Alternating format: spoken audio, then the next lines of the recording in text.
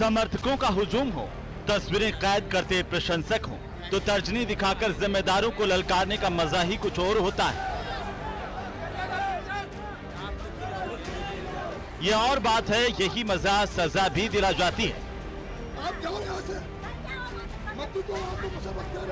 विधानसभा उपचुनाव के दौरान टोंक के देवली उनियारा में एसडीएम को थप्पड़ मारकर जेल गए निर्दलीय प्रत्याशी नरेश मीणा फिर जेल पहुंच गए हैं। थप्पड़ कांड में गिरफ्तार नरेश मीणा 8 महीने बाद कुछ ही दिनों पहले जमानत पर बाहर निकले थे, लेकिन अब पुलिस उन्हें फिर गिरफ्तार कर चुकी है। दरअसल झालावाड़ स्कूल हादसे के बाद नरेश मीणा हॉस्पिटल परिसर में धरना दे रहे थे। मृतकों के परिवारों को 1-1 करोड़ रुपए, घायलों के परिवारों को 50-50 लाख रुपए, पीड़ित परिवार के किसी एक शख्स को संविदा पर नौकरी की मांग कर रहे थे। नरेश मीणा ने यह भी कहा था कि सरकार जब तक दोषियों के खिलाफ मुकदमा दर्ज नहीं करती, तब तक उनका धरना जारी रहेगा। झालावाड़ मेडिकल कॉलेज के डीन और अधीक्षक की शिकायत पर झालावाड़ पुलिस ने नरेश मीणा के खिलाफ विभिन्न धाराओं में केस दर्ज कर उन्हें गिरफ्तार कर लिया। नरेश मीणा पर यह आरोप है कि उन्होंने झालावाड़ मेडिकल कॉलेज परिसर में घुसकर न सिर्फ धरना दिया, बल्कि एम्बुलेंस की आवाजाही और आईसीयू जैसी आपातकालीन सेवाओं में भी बाधा डाली। मीणा पर हॉस्पिटल स्टाफ से हाथापाई करने के भी आरोप है। 25 तारीख को झालावाड़ मेडिकल कॉलेज में जब जो हादसे में घायल बच्चे थे उनका इलाज चल रहा था और अस्पताल में अन्य कई सारे पेशेंट भी आईसीयू और आपातकालीन सर्विसेज के लिए आने वाले पेशेंट्स भर्ती थे, तो इसके समर्थकों द्वारा नरेश मीणा द्वारा भारी संख्या में हो हल्ला हंगामा किया गया। इसी संदर्भ में जो मेडिकल कॉलेज के डीन है उनके द्वारा और एसआरजी हॉस्पिटल के जो अधीक्षक द्वारा उनके द्वारा पुलिस को 25 तारीख को कोतवाली में एक एफआईआर दी गई, जिसमें राजकार्य में बाधा का आशय से मुकदमा दर्ज किया गया। एक मंजे हुए नेता की तरह नरेश जेल जाते जाते भी समाज को मैसेज दे गए। बच्चों को न्याय मिलना चाहिए, बच्चों को करोड़ रुपए मिलना चाहिए। नरेश मीणा की गिरफ्तारी की खबर उनके समर्थकों को आक्रोशित कर गई। कई जगह पर सड़क जाम कर और टायर जलाकर उन्होंने अपनी नाराजगी जाहिर की। एसीजेएम कोर्ट ने नरेश मीणा और उनके 2 साथियों को 8 अगस्त तक न्यायिक अभिरक्षा में जेल भेजने का आदेश दिया है। इस बारे में जब पूर्व मंत्री राजेंद्र गुढ़ा से पूछा गया तो उन्होंने ये कहकर सवाल को टालने का प्रयास किया कि कभी पुलिस हमारे आगे कभी पीछे रहती है, नरेश मीणा को गिरफ्तार नहीं करना चाहिए था। अरे भाई, पुलिस तो मेरी जिंदगी भर है, कभी मेरे पीछे कभी मेरे आगे चलती रहती। प्रदर्शन जो चल रहा था, कल आप प्रदर्शन का हिस्सा बने, रोड जाम का हिस्सा बने, क्या मैसेज स्पष्ट तौर पर वहां से आप? भैया, मैं रोड जाम का भी हिस्सा नहीं बनता। हाँ, हम प्रोटेस्ट करते हैं, जो हमारे सिस्टम के हिसाब से प्रोटेस्ट करना चाहिए करते हैं। वहां से क्या आवाज? मैं कि नरेश मीणा को गिरफ्तार नहीं किया जाना चाहिए था। कुछ ही समय पहले नरेश मीणा को सिर्फ इस शर्त पर जमानत मिली थी कि वे अपनी हरकतें दोबारा नहीं दोहराएंगे, मगर 25 जुलाई को नरेश मीणा झालावाड़ अस्पताल आए और अस्पताल के अंदर धरना दिया, जिस वजह से उन पर केस दर्ज हुआ और फिर से जेल जाना पड़ा। Bureau report, news 18 Rajasthan. Sriganganagar से बड़ी खबर है। स्कूल खुलने से पहले ही स्कूलों पर तालाबंदी कर दी गई है। ग्राम पंचायत एक एलएम के 6 स्कूलों में एक साथ तालाबंदी हुई है। स्कूल खोलने से पहले स्कूलों के ताले लगा दिए गए हैं। ग्राम पंचायत एक एलएम के 6 विद्यालयों में एक साथ तालाबंदी हुई है। चक 2 डीओ में इथेनॉल फैक्ट्री को हटाने की मांग है और 3 दिन पहले ज्ञापन सौंपकर प्रशासन को अल्टीमेटम दिया गया था। सुनवाई नहीं होने से नाराज होकर के ये कदम उठाया गया है। तो बड़ी खबर इस वक्त आपको श्रीगंगानगर से बता रहे हैं, जहां पर स्कूल खुलने से पहले ही स्कूलों पर तालाबंदी कर दी गई है। ग्राम पंचायत एक के एलएम के 6 स्कूलों में एक साथ तालाबंदी की जानकारी मिल रही है और स्कूल खुलने से पहले स्कूलों के ताले लगा दिए गए हैं। ग्राम पंचायत एक एलएम के 6 विद्यालयों में एक साथ तालाबंदी हुई है। चक 2 डीओ में इथेनॉल फैक्ट्री को हटाने की मांग है और 3 दिन पहले ज्ञापन सौंपकर प्रशासन को अल्टीमेटम दिया गया था। सुनवाई नहीं होने से नाराज होकर के ये कदम उठाया गया है।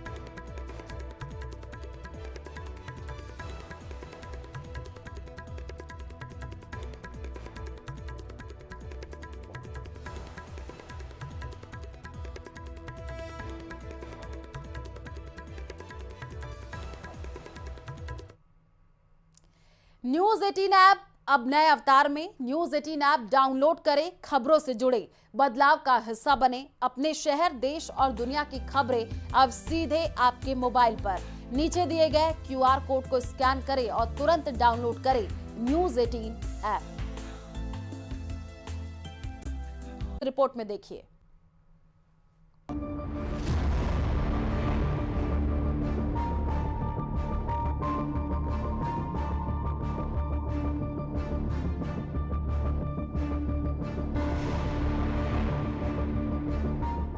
बंद मकान में धर्मांतरण का खेल, ईसाई बनाने की साजिश का पर्दाफाश, 12 लोग डिटेन, पूछताछ में खुलेगा राज।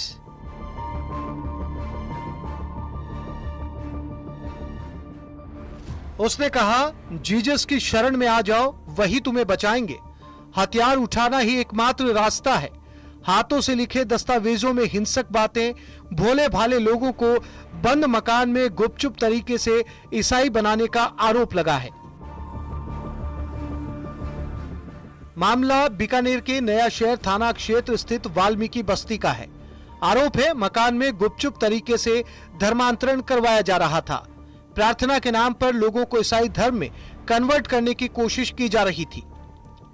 हिंदू संगठनों का आरोप है कि वाल्मीकि बस्ती में अजीत कुमार नाम के व्यक्ति द्वारा कुछ लोगों के साथ मिलकर धर्म परिवर्तन के लिए उकसाया जा रहा है। संगठन के कार्यकर्ता मौके पर पहुंचे तो वहां आरोपी अजीत कुमार करीब 15-20 लोगों के साथ मौजूद था। संगठन ने तुरंत पुलिस को सूचित किया। का ये दूसरी बार का मुद्दा उठा है बड़ा। 91-7-8 जगह पे इस तरह धर्मांतरण के हो रहे हैं, हमें सूचना मिली है। अभी 3 महीने पहले बंगला नगर में हुआ था, आज फिर ये यहाँ पे हो गया वाल्मीकि बस्ती के अंदर। ये बहुत ही खतरनाक विषय है और प्रशासन को भी इसमें संज्ञान लेना चाहिए। हिंदू समाज और विभिन्न संगठन हमारे साथ में है और हम सब ने मिलकर के ये कार्रवाई की और प्रशासन ने हमारा बहुत अच्छा सहयोग किया। सूचना पर पुलिस घटनास्थल पर पहुंची। मौके से पुलिस ने इस दौरान बाइबल, ईसाई धर्म प्रचार सामग्री और हस्तलिखित पत्रक जब्त किए, जिनमें कथित रूप से हिंसक बातें लिखी गई थी। थाना पुलिस SHO स्वयं मौके पर पहुंचे। मौके पर पहुंचने के बाद में वहां सभी से बातचीत की और जो भी लोग मौके पर मौजूद थे उनको थाने पर लेकर आए, उनसे पूछताछ जारी है। मौके पर कुछ ईसाई धर्म से संबंधित साहित्य मिला है, कुछ नोट्स भी मिले हैं और अभी तक जो कुछ सामग्री मिली है, इससे ये कहा जा सकता है कि ये धर्म के प्रचार प्रसार का काम कर रहे हैं।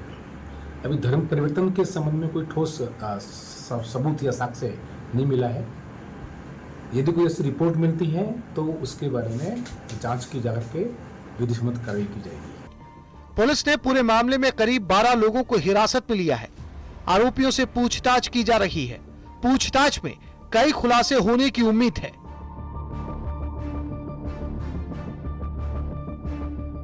विक्रम जगरवाल, न्यूज 18, राजस्थान, बीकानेर।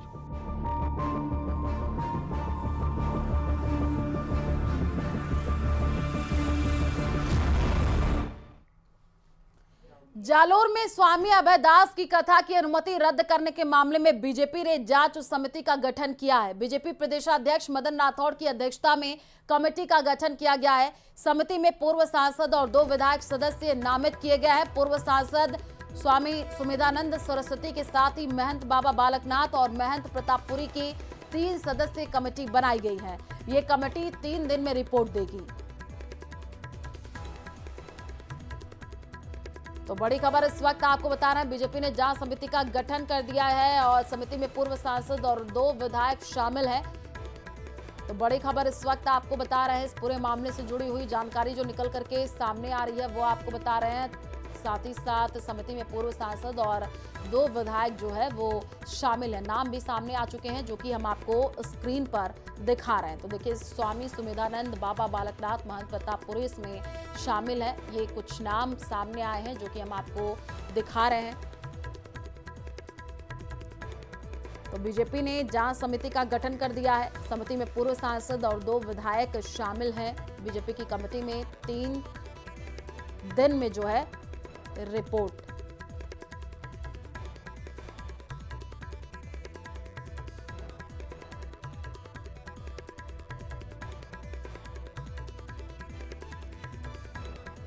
इस पूरे मामले में 3 दिन में रिपोर्ट देनी होगी। और दौसा के सेंट्रल जेल शालावास से बड़ी खबर है, जहां पर पिछले 15 दिनों में हुए जेल में कई घटनाक्रम। जेल के अंदर पीसीओ से पैरोल पर गए कैदी के साथ कैदियों ने बात की है। कैदी महिराम उर्फ भोला से की साथी कैदियों ने बात। जेल प्रशासन के खिलाफ फोन पर योजना ये कैदी बना रहे थे। कैदी से कुछ सामग्री जेल के अंदर फेंकने की बात कर रहे थे। पूरे मामले में जेल अधीक्षक ने पापड़दा थाने में केस दर्ज करवा दिया है। जेल प्रशासन को परेशान करने वाले 4 कैदियों को ट्रांसफर किया है। ज्यादा जानकारी के लिए संवाददाता आशीष हमारे साथ जुड़ चुके हैं। आशीष, 15 दिनों में जो जेल में कई घटनाक्रम हुए हैं उसको लेकर के जानकारी क्या कुछ निकल करके सामने आई है, जरा बताइए। बिल्कुल, ये जो 3 घटनाक्रम हुए हैं इनको देखकर ये लग रहा है कि जेल में सब कुछ ठीक ठाक नहीं चल रहा है, क्योंकि जो जेल में जो कैदी हैं उन्होंने गिरोह बना दिए हैं और वो जेल प्रशासन के खिलाफ लगातार गतिविधियां कर रहे हैं। और इसी को देखते हुए जेल प्रशासन ने 4 कैदियों को ट्रांसफर किया है। अभी हमारी जेल के सुपरडेंट से बात हुई है, उन्होंने बोला है कि 4 कैदियों का ट्रांसफर कर दिया गया है। ये तलाशी अभियान व अन्य अभियानों में जेल प्रशासन का सहयोग नहीं कर रहे थे और इसके कारण इनका ट्रांसफर किया है। साथ ही एक जो बंदी है वो पैरोल पर गया था, जिसका नाम महिराम उर्फ भोला था, लेकिन उसने बाहर जाने के बाद अंदर जो कैदी थे उन सबसे संपर्क साधा। वो लगातार फोन पर जो जेल के अंदर पीसीओ होता है उस पीसीओ के जरिए आपस में बातचीत की है। अंदर बंद कैदियों ने जो पैरोल पर जो कैदी गया था उससे बातचीत की है और उसके बाद में पूरी साजिश की गई है कि किस तरह जेल के अंदर आपत्तिजनक सामग्री पहुंचानी है और किस तरह जेल प्रशासन को परेशान करना है, यानी पूरी योजना तैयार की गई है। इस पूरे मामले में पापड़दा थाने में मुकदमा दर्ज हो चुका है। साथ ही 3 मोबाइल भी मिले हैं। गंभीर बात यह है कि फिर से मोबाइल मिलने की घटना हुई है। सेंट्रल जेल शालावास में लगातार मोबाइल मिलने की घटनाएं हो रही हैं। 14 जुलाई को 3 मोबाइल भी मिले हैं, यानी लगातार 15 दिन में 3 बड़े घटनाक्रम हुए हैं और जेल में जो कैदियों के गिरोह बन गए हैं जो जेल प्रशासन के खिलाफ षड्यंत्र रच रहे हैं और आपस में जमकर विवाद हो रहा है। जी बिल्कुल आशीष, पूरा इनका एक गैंग है और अब कई बड़े खुलासे भी हो रहे हैं। आप नजर बना करके रखिए, आगे आपसे अपडेट लेंगे। फिलहाल शुक्रिया तमाम जानवर है, जहां पर पिछले 15 दिनों में हुए जेल में कई घटनाक्रम। जेल के अंदर पीसीओ से पैरोल पर गए कैदी के साथ कैदियों ने बात की है। कैदी महिराम उर्फ भोला से की साथी कैदियों ने बात। जेल प्रशासन के खिलाफ फोन पर योजना ये कैदी बना रहे थे। कैदी से कुछ सामग्री जेल के अंदर फेंकने की बात कर रहे थे। पूरे मामले में जेल अधीक्षक ने पापड़दा थाने में केस दर्ज करवा दिया है। जेल प्रशासन को परेशान करने वाले 4 कैदियों को ट्रांसफर किया है। ज्यादा जानकारी के लिए संवाददाता आशीष हमारे साथ जुड़ चुके हैं। आशीष, 15 दिनों में जो जेल में कई घटनाक्रम हुए हैं उसको लेकर के जानकारी क्या कुछ निकल करके सामने आई है, जरा बताइए। बिल्कुल, ये जो 3 घटनाक्रम हुए हैं इनको देखकर ये लग रहा है कि जेल में सब कुछ ठीक ठाक नहीं चल रहा है, क्योंकि जो जेल में जो कैदी हैं उन्होंने गिरोह बना दिए हैं और वो जेल प्रशासन के खिलाफ लगातार गतिविधियां कर रहे हैं और इसी को देखते हुए जेल प्रशासन ने 4 कैदियों को ट्रांसफर किया है। अभी हमारी जेल के सुपरडेंट से बात हुई है, उन्होंने बोला है कि 4 कैदियों का ट्रांसफर कर दिया गया है। ये तलाशी अभियान व अन्य अभियानों में जेल प्रशासन का सहयोग नहीं कर रहे थे और इसके कारण इनका ट्रांसफर किया है। साथ ही एक जो बंदी है वो पैरोल पर गया था, जिसका नाम महिराम उर्फ भोला था, लेकिन उसने बाहर जाने के बाद अंदर जो कैदी थे उन सबसे संपर्क साधा। वो लगातार फोन पर जो जेल के अंदर पीसीओ होता है उस पीसीओ के जरिए आपस में बातचीत की है। अंदर बंद कैदियों ने जो पैरोल पर जो कैदी गया था उससे बातचीत की है और उसके बाद में पूरी साजिश की गई है कि किस तरह जेल के अंदर आपत्तिजनक सामग्री पहुंचानी है और किस तरह जेल प्रशासन को परेशान करना है, यानी पूरी योजना तैयार की गई है। इस पूरे मामले में पापड़दा थाने में मुकदमा दर्ज हो चुका है। साथ ही 3 मोबाइल भी मिले हैं। गंभीर बात यह है कि फिर से मोबाइल मिलने की घटना हुई है। सेंट्रल जेल शालावास में लगातार मोबाइल मिलने की घटनाएं हो रही हैं। 14 जुलाई को 3 मोबाइल भी मिले हैं, यानी लगातार 15 दिन में 3 बड़े घटनाक्रम हुए हैं और जेल में जो कैदियों के गिरोह बन गए हैं जो जेल प्रशासन के खिलाफ षड्यंत्र रच रहे हैं और आपस में जमकर विवाद हो रहा है। जी बिल्कुल आशीष, पूरा इनका एक गैंग है और अब कई बड़े खुलासे भी हो रहे हैं। आप नजर बना करके रखिए, आगे आपसे अपडेट लेंगे। फिलहाल शुक्रिया तमाम जानकारी साझा करने के लिए। तौल दिखा करके धमकी दी, 50 लाख रुपए की फिरौती मांगने का आरोप है। घटना में शामिल सभी पर नामजद मुकदमा दर्ज है। पुलिस ने देर रात कुछ बदमाशों को राउंड अप किया। वारदात में प्रयुक्त वाहन थाने लाए गए हैं। वहीं स्वर्ण व्यापारियों ने सीओ नोखा से मुलाकात की है, उचित कार्रवाई की मांग रखी गई है। तो बड़ी खबर इस वक्त आपको बता रहे हैं बीकानेर के नोखा से, जहां पर सोने के व्यापारी से 50 लाख की फिरौती मांगी गई है। रोड़ा रोड निवासी शंकरलाल सोनी ने केस दर्ज करवा दिया है। घर पर लग्जरी गाड़ियों में सवार होकर के ये बदमाश पहुंचे थे। पहली तस्वीर भी साथ ही साथ आपको दिखा रहे हैं। और बदमाशों ने घर में घुसकर युवक की पत्नी को पिस्तौल दिखा करके धमकी दी। 50 लाख रुपए की फिरौती मांगने का आरोप है। घटना में शामिल सभी पर नामजद मुकदमा दर्ज है।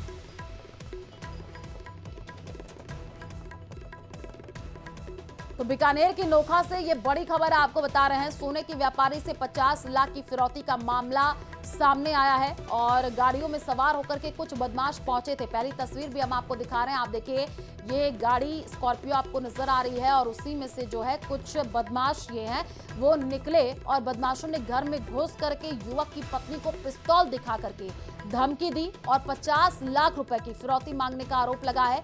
साथ ही साथ जानकारी ये मिल रही है कि घटना में शामिल सभी पर नामजद मुकदमा दर्ज है। तो ये तस्वीर हम आपको स्क्रीन पर दिखा रहे हैं। 2 तस्वीरें सामने आई हैं जहां पर आप देखें कि ये कुछ बदमाश हैं जो कि गाड़ी से निकलते हैं और घर में घुसते हैं, धमकी देते हैं। घर पर लग्जरी गाड़ियों में सवार होकर के ये बदमाश पहुंचे थे। 2 गाड़ियां आपको नजर भी आ रही हैं। ये देखिए, पहली गाड़ी आपको नजर आ रही है सफेद कलर की और उसके ठीक पीछे एक फॉर्च्यूनर गाड़ी है ब्लैक कलर की। इसी में से ये बदमाश निकलते हैं, घर में घुसते हैं और सोने के व्यापारी से 50 लाख की फिरौती मांगी गई है। घटना में शामिल सभी पर नामजद मुकदमा दर्ज।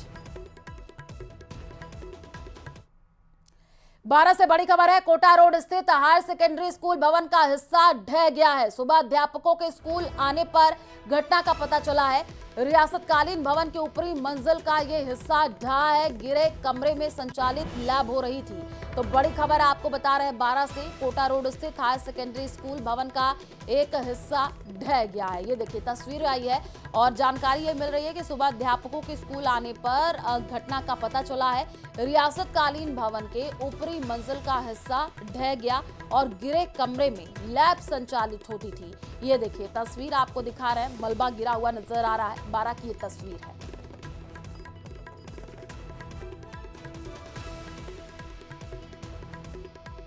तो 12 से ये बड़ी खबर है जहां पर कोटा रोड स्थित हायर सेकेंडरी स्कूल भवन का एक हिस्सा ढह गया है। तस्वीरें साथ ही साथ आपको दिखा रहे हैं। ज्यादा जानकारी के लिए संवाददाता विपिन हमारे साथ जुड़ चुके हैं। विपिन, तस्वीर आई है जो कि हम दिखा रहे हैं, कैसे एक मंजिल का हिस्सा ढह गया है। क्या कुछ जानकारी ये भी मिल रही है कि गिरे कमरे में लैब संचालित हो रही थी? बिल्कुल, गिरे कमरे में नहीं, जो कमरा है इसी में लैब जो है वो संचालित होती थी। और रात के वक्त जो है ये बिल्डिंग गिरी और सुबह जब आए टीचर लोग, तो उन्हें पता चला कि यहाँ जो है ये भवन का हिस्सा गिरा पड़ा है। ये भवन जो है रियासतकालीन है, कह सकते हैं कि आजादी के समय का भवन है, जो हायर सेकेंडरी स्कूल को अलॉटमेंट हुआ था और यहीं पर जो है हायर सेकेंडरी स्कूल है उसका संचालन होता है। और जब सुबह टीचर पहुंचे तो उन्होंने देखा कि जो हिस्सा था, पूरी दीवार की, पत्थरों की जो दीवार थी वो पूरी दीवार ढह गई है और साथ ही जो छत थी वो छत की भी पट्टियां नीचे आएगी। साथ ही जो इसके नीचे वाला कमरा है वो कमरा भी क्षतिग्रस्त हुआ है।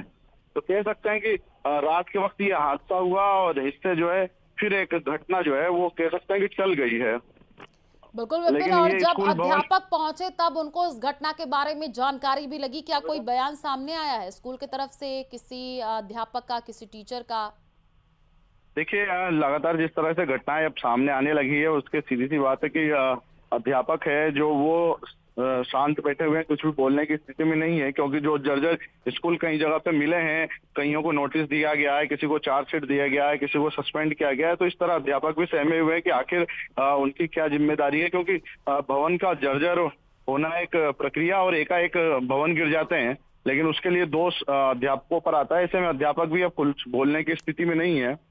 लेकिन अध्यापक स्तब्ध जरूर है अंदर ही अंदर की, अगर क्लास जिस टाइम इस लैब में लोग होते या बच्चे होते, अध्यापक होते, उस टाइम अगर ये हादसा होता तो कोई ना कोई फिर बड़ा हादसे में ये तब्दील हो सकता था। बिल्कुल विपिन, बड़ा हादसा हो सकता था। आप नजर बना करके रखिए, आगे आपसे अपडेट लेंगे। फिलहाल शुक्रिया तमाम जानकारी साझा करने के लिए। बीकानेर के नए मिलेंगे, राज्य के विभिन्न विषयों पर चर्चा करेंगे। केंद्रीय मंत्री मनोहर लाल से ऊर्जा संबंधित विषय पर चर्चा करेंगे। केंद्रीय वित्त मंत्री निर्मला सीतारमण से वित्त विभाग के विषय पर भी चर्चा होगी। तो वही केंद्रीय मंत्री सीआर पाटिल से ईआरसीपी के मसलों को लेकर के चर्चा होगी। तो बड़ी खबर इस वक्त आपको बता रहे हैं, आज दिल्ली दौरे पर सीएम रहने वाले हैं। ज्यादा जानकारी के लिए संवाददाता विनीत हमारे साथ जुड़ चुके हैं। विनीत, दोपहर बाद दिल्ली पहुंचेंगे सीएम, कई नेताओं से मिलेंगे, कई मुद्दों को लेकर के बातचीत, अपडेट दीजिए। हाँ जी, निश्चित तौर पर मैं आपको बताना चाहूंगा कि सीएम भजन लाल जो है वो आज दोपहर बाद जो है वो दिल्ली पहुंचेंगे और दिल्ली में कई केंद्रीय मंत्रियों के साथ उनकी मुलाकात का कार्यक्रम है। सभी जो मुलाकात होंगी प्रदेश के विकास को लेकर के चर्चा होगी। इसमें यह माना जा रहा है कि केंद्रीय मंत्री मनोहर लाल खट्टर के साथ उनकी मुलाकात हो सकती है और इसमें ऊर्जा जरूरतों को लेकर के जो है वो चर्चा होगी। राजस्थान में जो जिस तरह से सीएम भजन लाल शर्मा का कहना है कि उनका कहना है कि राजस्थान को पूरी तरह से आत्मनिर्भर बनाना है, ऊर्जा मामले में आत्मनिर्भर बनाना है और इसी कड़ी में वे जो मनोहर लाल खट्टर हैं केंद्रीय ऊर्जा मंत्री, उनके साथ मुलाकात करेंगे, उनके साथ चर्चा करेंगे। इसके साथ ही साथ मैं आपको बताना चाहूंगा कि राजस्थान की वित्तीय स्थिति को लेकर के या फिर राजस्थान के विकास योजनाओं को लेकर के केंद्रीय वित्त मंत्री निर्मला सीतारमण के साथ भी उनका मुलाकात का कार्यक्रम है।